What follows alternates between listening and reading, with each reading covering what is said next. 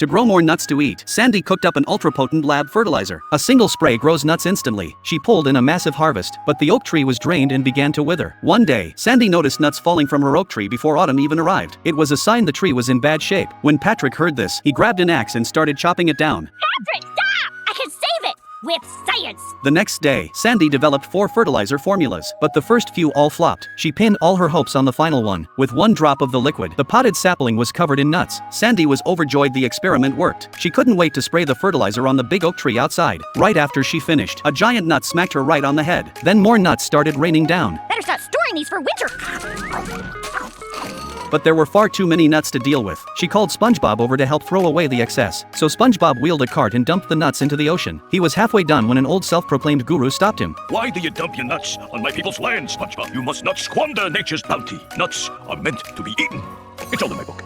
SpongeBob told Sandy everything that happened. Sandy realized she couldn't let all that food go to waste. She decided to turn the extra nuts into tasty treats. Sandy made a big batch of nut butter. SpongeBob took a bite and raved about how good it was. Patrick even slathered it all over his belly and licked it off. Before the two left, Sandy filled 2 jars for them to take along. Just when Sandy thought everything had settled down, all the other Bikini Bottom residents swarmed over to try the nut butter. Turns out they'd all licked the nut butter off Patrick's back. They fell in love with the taste right away. Aw, gosh, Patrick, I don't have enough to feed everyone! But it's the only thing my boy will eat! Guess I'll have to go to bed hungry again.